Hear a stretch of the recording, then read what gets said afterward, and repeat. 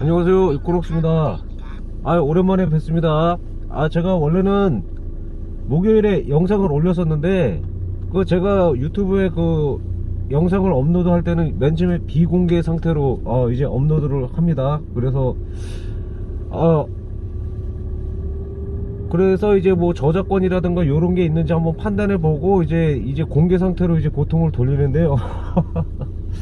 근데 목요일날 영상을 올렸는데 이게 저작권 위반 대상이라는 그러한 공지가 뜨더라고요. 그래가지고 이거를 개방을 안 했습니다. 비공개로 다시 돌렸습니다. 왜냐면은 제가 옛날에도 저작권 신고를 몇 번 받았기 때문에 이제 조심조심 해야 되기 때문에 제가 이제 비공개로 돌렸습니다. 이게 자동차 얘기를 하다 보니까 이제 너무 딱딱한 얘기를 하니까 이제 너무 지루한 그런 느낌이 들어서 제가 얼마 전서부터 이렇게 BGM을 깔았죠. 백그라운드 음악을 이제 깔기 시작을 했는데 좀 이제 괜찮다 싶어서 이제 다른 음악으로 이제 바꿨습니다. 그래서 요 정도면은 저작권에 걸리지 않겠다 해서 그 백그라운드 음악을 썼는데 그 음악 때문에 이제 저작권 위반 대상이 됐습니다. 그래서 어쩔 수 없이 이 비공개로 이제 동영상을 돌렸습니다. 그래서 이제 다시 음악을 이제 바꾸려고 이제 기존에 쓰던 음악을 이제 넣으려고 했는데 그것도 이제 잘 되지가 않더라고요. 근데 공교롭게도 그 원본 파일도 사라져 버렸습니다. 그렇게 되다 보니까 이제 안 되겠어서 이제 다시 영상을 이제 합니다. 전번에 찍은 영상이 참 이렇게 버벅대지도 않고 잘 찍은 것 같았는데 되게 안타깝네요. 그래서 몇 분이 시청하시다가 시도를 하시는 거를 이제 보기도 했고요. 이게 참 커뮤니티가 있었으면은 이 공지 글이라도 이제 띄우고 그랬을 텐데 참 안타깝습니다. 어쨌든 여러분들께 대단히 죄송하다는 말씀 드리고요. 구독자 여러분들께 다음부터 이런 이 초보 유튜버의 이런 어설픈 모습을 보여드리고 싶지가 않네요. 이제 이 초보 유튜버에서 하루빨리 좀 탈출했으면 좋겠습니다. 먼저 오늘은 예열 후열에 대해서 이제 말씀을 드린다고 했잖아요. 그래서 오늘은 예열과 후열에 대한 반대 논리를 가지신 이제 그런 분들의 입장에서 한번 이제 이야기를 해 보도록 합니다. 예열 후열 이게 얘기가 나오니까 이제 터보하고도 이제 관련이 있잖아요. 그래서 여러분들께 정보 올린 것에 대해서 한번 말씀을 드리려고 하겠습니다. 저희 네이버 카페, 이 네이버 카페 이코넉스 클럽이라는 동호회가 있습니다. 생긴 지 얼마 안 된 그러한 동호회입니다. 지금 뭐 회원수가 한 129명 정도 이제 되는 것 같은데 오늘부터 여기 우리 동호회 마크를 한번 넣어 보도록 하겠습니다. 여러분들 가급적이면은 이제 한번 이제 여기 네이버 카페 이코넉스 클럽 이 동호회 치시면은요 요 마크가 나올 거예요. 요 마크에 있는 동호회를 오셔서 뭐 가입 같은 거 해주시면은 아마 운영자님들과 그리고 기존에 가입하신 분들께 큰 힘이 될 것 같습니다. 어쨌든 이 네이버 카페 요 동호회에서 바로 요 사진이 올라왔습니다. 여러분 잘 보시죠. 요 엔진룸을 열어봤더니 요런 끄름 같은 것이 이제 발견이 됐다고 합니다. 다른 차를 보니까 이제 이런 그림이 없더라 이제 보통 이렇게 말씀을 하셨어요. 이 사진 올리신 분이. 근데 이제 우리 이 고수분들이 많이 계시거든요. 그래서 어떤 분이 매뉴얼을 보니까 이것이 터보차저의 끄름이라고 합니다. 터보차저의 끄름. 그래서 일반적으로 생길 수 있는 끄름이라고 하죠. 그래서 이것 때문에 뭐 터보차저를 바꾼다던가 뭐 이런 거 하지 말라고 매뉴얼에 나와 있다고 합니다. 보통 보면은 이 터보의 이 실링하고 이 샤프트 사이에 미세한 공간이 있는데 그 틈으로 해서 이제 터보에서 과열된 열기가 이제 끄름이 돼서 이제 나오는 경우가 있다고 합니다. 그래서 이런 측면에서 보면은 엔진룸 청소가 정기적으로 이루어져야 될 그러한 상황인 것 같습니다. 그리고 보통 보면은 다른 차 브랜드에는 요러한 틈새가 보통 이렇게 밑부분에 엔진 밑부분에 보통 있는데 이 쉐보레 GM은 보통 윗부분에 있어가지고 엔진룸에 이렇게 보통 이렇게 퍼진다고 그러네요. 그래서 보면은 여러분들은 이제 요런 경우는 이제 이게 고장이 아니다 라고 이렇게 생각을 하시고요. 정 미심쩍으시면은 뭐 서비스 센터에 가셔서 뭐 엔진 오일을 교환하신다거나 뭐 이런 경우에 한번 가서 요러한 그 터보로 인해서 생긴 끄름에 대해서 한번 문의를 해 보시기 바랍니다. 오늘은 제가 이제 예열 후열 말씀드리겠습니다. 보면은 예열과 후열을 하는 찬송론자의 대표적인 분이 박병일 명자님이시죠. 항상 예열과 후열을 해야 된다라고 이제 강조를 하시는 그런 분이십니다. 예열과 후열을 왜 해야 되나? 자, 첫째, 찬송론의 박병일 명자님의 말씀. 예열은 항상 해야 된다. 예열을 해야 하는 이유. 먼저 예열은 장시간 주차한 다음에 이제 엔진을 시동을 켰을 때 바로 출발하면 되지 않는다라는 겁니다. 왜냐하면 장시간 주차했을 경우에 엔진이 멈춰 있었죠. 엔진이 멈춰 있으면 그 하단부에 엔진 오일이 가라앉는다고 그럽니다. 엔진 하단부에 엔진 오일이 가라앉은 상태에서 장시간 있다가 시동을 다시 키면 엔진 오일이 순환이 이루어져야 되는데, 엔진 오일이 채 순환이 이루어지지 않은 상태에서 출발을 하게 될 것 같으면은 실린더 내벽 같은 데에 기스 같은 게 생긴다고 그러죠. 그렇게 되다 보면은 이것이 나중에 출력 부족, 출력 저하로 이제 이어지고 엔진에서 이상한 소리가 나는 그러한 이제 결과를 초래하게 됩니다. 그렇게 되면은 당연히 이제 연비도 떨어질 수 있는 그런 위험성이 있습니다. 예열을 해야 된다라는 주된 목적은 엔진 오일이 정상적인 기능, 냉각, 기밀, 윤활, 청정 기능을 보통 엔진 오일이 기능을 수행하고 있죠. 이런 기능을 수행하기 위해서는 엔진 오일이 어느 정도 적정 온도선을 유지해야 유막이 형성돼서 실린더 내벽의 기스를 이제 방지할 수 있는 것이고요. 엔진 온도가 어느 정도 일정 부분 올라섰을 때 실린더의 내벽 손상을 예방할 수 있다고 합니다. 보통 이런 논리로 이제 예열을 이제 강조를 하십니다. 그러면은 예열을 반대하시는 분의 입장은 어떨까요? 먼저 요즘 엔진 상태가 상당히 좋고, 그리고 특히 엔진 오일 펌프 기능이 상당히 좋아졌기 때문에 일반적으로 시동을 바로 켜는 그 순간 벌써부터 엔진 오일은 순환이 이루어지고 있다 라고 이렇게 주장을 하십니다. 그렇다면 박병일 명장님과 무슨 차이가 있을까요? 보통 보면은 이 반대하시는 분들도 예열과 후열의 중요성을 인식을 하시는데, 이분들의 논리를 보게 될 것 같으면은 우리들이 일상생활에서 하는 모든 것이 예열이요 후열이라는 겁니다. 보통 보면은 우리가 시동을 딱 켜고 안전벨트 매고 그 다음에 이것저것 보고 그러면 한 20초나 30초 정도가 이제 보통 걸린다고 생각들을 하시더군요. 그 후에 출발을 해도 그거로도 충분한 예열이 된다 라고 이렇게 보통 말씀을 하십니다. 그러면은 이런 질문도 있을 거예요. 엔진 오일 온도가 어느 정도 올라가야 엔진 오일 기능이 형성될 수가 있을 텐데, 그러면은 그 정도 시간 가지고 엔진 오일 형성할 수 있는 기능을 형성할 수 있는 그런 요건이 되느냐, 이런 질문을 할 수가 있겠죠. 이분들은 보통 20초나 30초 정도에 이제 출발하고 서행 운행을 하게 되면은 이 엔진 오일이 제 기능을 가질 수 있는 온도까지 이제 올라갈 수 있다고 합니다. 보통 이분들이 말씀하시는 것, 엔진 오일이 70도씨에서 100도씨 사이에 엔진 오일이 정상적인 기능을 발휘하지만 이하의 온도에 있다 해서 엔진 오일의 기능이 완전히 무색해지는 것은 아니다.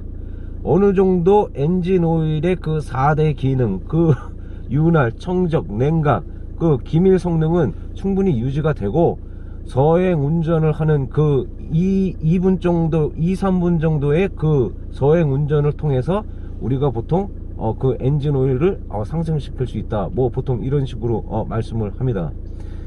보면은 차이가 있죠. 그럼 보통 이분들은 보통 20초에서 30초 정도 시동을 킨 다음에 출발을 하고, 그리고 2-3분간의 서행 운전을 하게 되면은 충분한 예열이 된다 말씀하시는 거고, 박병일 명장님 같은 경우에는 시간을 딱 정해졌죠. 여름철에 1분, 겨울철에 3분 딱 이렇게 정해졌습니다. 요 정도 되면은 엔진 오일 유막 형성이 충분히 이루어져서 요 정도 상태에서 출발하면 예열이 된 것이다 라고 이렇게 말씀을 하십니다. 그러니까 양쪽 모두 다 예열에 대한 그 중요성은 있는 건데요. 보통 그러면 방식의 차이인 것입니다. 방식의 차이. 그러면 일부는 너무 과하다라고 이렇게 반대하시는 분들은 예열시간 일부는 너무 과하다, 예열시간 3부는 너무 과하다, 이렇게 생각을 하시는 거죠. 그러면 후열 측면에 대해서 우리가 한번 생각을 해보죠. 후열을 하는 이유는 뭡니까? 바로 이 터보 차저 때문에 우리가 후열을 하는 거죠.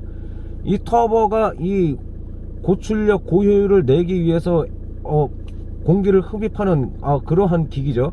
그렇게 되면은 이 안에 있는 터빈이 이제 엄청나게 빠른 속도로 이제 회전을 하게 됩니다. 보통 고성능 차들의 그 터보 같은 경우에를 보면은 한 24만 RPM까지 올라간다고 그러네요.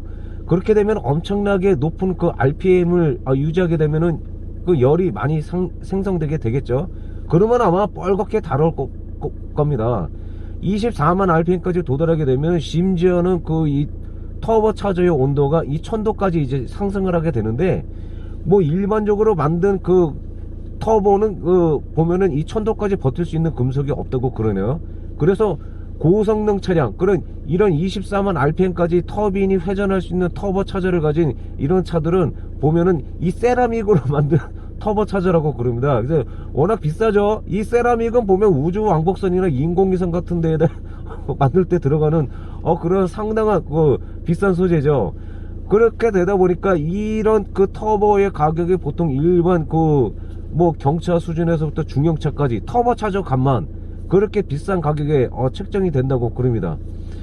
그러면 우리가 일반적인 그런 터보 차저를 한번 생각을 해보죠. 일반적인 그 터보 차저 같은 경우에는 보통 600도, 심하면 800도까지 그 온도가 상승하게 됩니다. 그렇게 지나치게 뜨겁게 된 이 과열된 이 터보 차저를 갑자기 후열 없이 시동을 끄게 되면, 이 뜨겁게 되면 이렇게 부피가 팽창되게 되죠. 부피가 팽창되게 되면 나중에는 이렇게 팽창이 돼 있다가 갑자기 시동을 끄게 되면 과냉각되게 되면은 바로 요 상태, 부피가 팽창된 상태로 바로 굳어버린다는 거, 바로 식어버리는 거죠. 후열을 시켜준다는 것은 이렇게 과하게 과열된 이 터보를 점진적으로 냉각을 시켜줘서 원래의 부피 사이즈로 이제 돌아오게 한 다음에 시동을 끄는 것이 바로 후열의 기본적인 목적입니다. 원래 위치로 오면 고장에 날 리가 없겠죠. 만약에 과냉각된 상태에서 부피가 약간 미세하게 팽창된 상태로 시동을 끄게 되면 바로 이렇게 팽창된 상태로 터보가 이렇게 고착이 되겠죠. 그럼 바로 고장이 날 겁니다. 고장이 나면은요, 터보 자체만 고장이 나는 게 아니라요, 터보가 고장나면 흡기 라인, 배기 라인 다 고장이 난다고 그럽니다. 터보 수리비만 보통 최하 400만원 500만원 한다고 그러죠. 만약에 최하의 그 소요 비용을 잡았을 때 400만원 500만원 치고 흡기 배기 라인도 아마 엄청나게 수리비가 많이 들어갈 겁니다. 아마 대공사죠, 대공사. 그러니까 터보 하나가 망가지면 차 전체의 그 기능을 다 수리를 해야 된다, 이렇게라고 생각하시면 됩니다. 우리가 이런 고장을 예방을 하기 위해서 후열을 해야 되는 것인데, 이런 부분도 인정을 하십니다. 그러나 후열은 우리가 일상생활에서도 충분한 후열이 이루어지고 있다, 이 후열 반대론자분들도 이런 말씀을 하십니다. 그러면 이분들이 후열을 안 해도 된다라고 하는 그런 기본적인 관념은 어디에 있을까요? 이분들이 내세우는 것은 엔진 RPM 2000 RPM 정도 되면은, 요때 2000 RPM 이하가 되면 요때서부터는 터보의 점진적인 냉각이 되고 있다 라고 이제 봐도 된다 라고 이렇게 생각을 하시고 계시는 거예요. 그래서 우리가 궁금점이 있죠. 그러면 고속도로 달릴 때 우리가 뭐 이렇게 좀 달리면 좀 2000 RPM 넘어가고 그러지 않습니까? 그러면은 우리가 어떻게 후회를 해야 되냐, 뭐 이렇게 질문을 할 수가 있을 것입니다. 그런 질문에 대한 대답은 여러분들 이렇습니다. 어떤 분이 이렇게 후열의 예를 말씀을 하셨어요. 고속도로를 달릴 때 만약에 휴게소에 가고 싶다, 그렇게 되면은 후열을 해야 될 거 아닌가. 그러면은 2000 RPM 이하로 내려가게 하면 된다. 그러면 휴게소 도착하기 한 10km 전서부터 시속 100km 맞추고 크루즈 컨트롤을 켜라. 그렇게 되다 보면 엔진 RPM이 한 1600, 1700 RPM을 유지하게 될 것이고 그 상태로 10km 정도를 주행하게 되면 점진적인 후열을 하면서 가는 것이다 라고 이렇게 말을 하고 있습니다. 또 어느 분께서는요, 그냥 가면서 휴게소에 도착해서 휴게소에 진입하게 되면 일단 RPM이 상당히 낮아질 것이다. 일단 휴게소에 진입하면 서행 운전을 하게 되니까 RPM이 상당히 낮아지게 될 것이고, 진입하면서 주차하는 시간 아주 빨라야 한 2분 3분이 될 것이고, 길면 한 5분 이상 될 것이니까 그 정도면 충분한 후열이 된다, 이렇게 말씀을 하십니다. 문제는 방식의 차이인 것입니다. 그 박병일 명장님 같은 경우에는 정차 중에 공회전으로 예열을 하고 정차 중에 공회전으로 후열을 하는 그러한 방식을 택하는 것이고, 이 후열 반대론자, 예열 반대론자의 이 전문가분들은 달리면서 예열하고 달리면서 후열하면 된다는 것입니다. 이렇게 양쪽의 의견을 들어볼 때 우리 일반 차주의 입장에서는 어느 분의 말을 따라야 될지 솔직히 감이 잡히지 않습니다. 왜냐하면 이분들도 나름대로 차에 일가견이 있으신 분들이고 차에 대한 경험이 많으신 분들이기 때문에 이분들이 약간의 이 상반된 그런 의견을 가지고 계시니 저희들은 어떻게 판단을 해야 될지 모르겠습니다.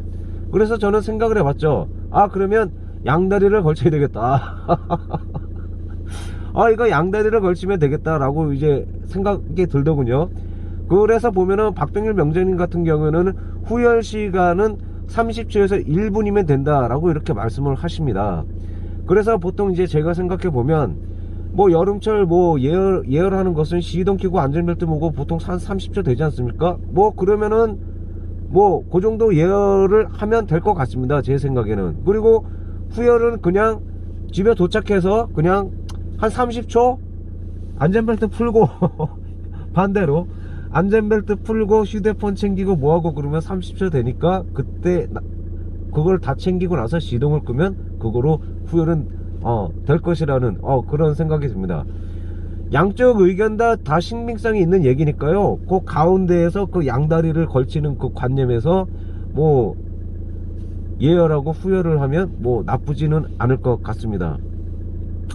결론은요, 박병일 명장님이 주장하시는 것은 이런 것 같아요. 돌다리도 두들겨 가면서 건너자. 이 고장이 어떻게 될지 모르니까 돌다리도 두들겨 가면서 예방하는 그 활동을 하면서 차의 수리비 들어가는 것을 우리가 아껴보자 라는 이런 의도에서 말씀하시는 것 같습니다. 참고로 그 여담으로 제가 한 가지 제가 옛날에 겪었던 이야기를 한번 해 드릴게요. 보면은 제가 옛날에도 그 예열 후열 영상 중에 저희 옛날에 제가 다니던 회사 사장님의 그 말씀을 드린 적이 있어요. 제가 옛날에 이제 한 페인트 회사를 다닌 적이 있었습니다. 그 페인트 회사 실험실에서 이제 일을 했던 적이 있는데, 이 사장님이 보시기에 저희들이 그 안전 불감증을 가졌다고 이제 생각을 하셨었나봐요. 그래서 저희들을 이제 실험실로 부르시더군요. 그래서 가니까 그 실험 부스 안에, 그 실험실 안에 실험 부스가 있었습니다. 그 안에다가 신나통을 이제 넣으셨더라고요. 그러고 나서 담배를 피우고 계시는 거예요. 그래서 그러면서 이제 저희들한테 이제 하는 얘기가, 제가 성대모사 좀 잠깐 해보겠습니다. 야, 너희들 말이야, 내가 담배 피우고 있는데 이 담배불을 여기 신나통에다가 던지면 신나에 불이 붙겠냐 안 붙겠냐. 그래서 저희들이 그랬죠. 당연히 붙죠. 그 담배불이 신나통에 떨어지면 당연히 붙죠. 그러니까 그래? 그런가? 그러면서 담배불을 이 신나통에다 휙 던졌습니다. 그랬는데 여러분들 어떻게 됐을까요? 이게 담배불이 꺼졌습니다. 여러분, 이 담배불을 이 신나통에 던지니까요, 이 물에 닿아서 이 불 꺼지는 것처럼 꺼지더라고요. 저희들 막 이제 이랬죠. 이 사장님께서 하시는 말씀이, 모든 원인과 결과는 조건과 환경이 맞을 때 생기는 거야. 응? 그럼 봐. 그리고 나서 나중에 이제 실험 부스 안에 이제 어떤 그 설정을 바꿔 놓으시는 것 같아요. 아무래도 제 생각에는 그때 건포화도를 이제 바꿔 놓으신 것 같아요. 그러면서 다시 또 담배 한 가피를 피시는 거예요. 그래서 담배를 피시면서 저희들에게 말씀하시기를, 야, 여기 지금 내가 담배불을 여기다 던지면 불이 붙겠냐 안 붙겠냐. 그래서 저희들은 이제 대답을 못했죠. 맨 처음에 불이 안 붙는 신화를 봤으니까요. 아 왜 대답을 못해? 대답해봐. 그러니까 저기 붙을 것 같습니다. 그래? 그러면서 이제 담뱃불을 휙 던지니까 이 담뱃불이요, 이 신나통 닿기도 전에 이제 발화가 되는 겁니다. 불이 붙어버리는 거예요.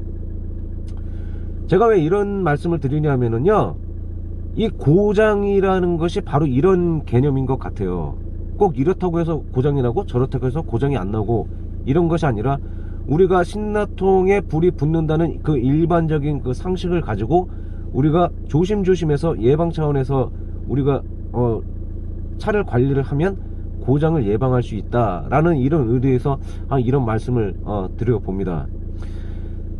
여러분, 우리가 비싼 차 샀잖아요. 그 인생의 동반자라고 생각할 수가 있죠. 상당히 비싼 차니까. 그리고 우리들의 애마니까 우리가 아끼고 그 사랑하는 마음으로 잘 관리해주면 이 녀석들도 저렴하게 우리들에게 도움을 주며 살 수 있는, 서로 기브앤테이크하는 그런 관계가 되지 않을까 여러분 생각을 하게 됩니다. 여러분, 제가 영상을 늦게 올려서 대단히 죄송하고요. 저는 이제 다음 주에 그 쉐보레 GM의 서스펜션에 대해서 한번 이제 논해 보려고 합니다. 워낙 어려운 얘기라서 이제 저도 이제 다른 유튜버처럼 이제 백그라운드 화면 이렇게 세우고 그 다음에 이제 태블릿 PC 보면서 저도 한번 이제 한번 서스펜션에 대해서 말씀드려 보려고 합니다. 그러면은 여러분들 다음번 영상 기대해 주시고요. 일주일에 한번 올리는 영상이긴 하지만 여러분들 기다려 주시고요. 그 일주일 동안 열심히 한번 준비해서 영상을 만들어 보도록 하겠습니다. 그러면 여러분들 한 주간 동안 잘 지내시고요. 저는 다음 주에 다시 뵙도록 하겠습니다. 그러면 안녕히 계세요.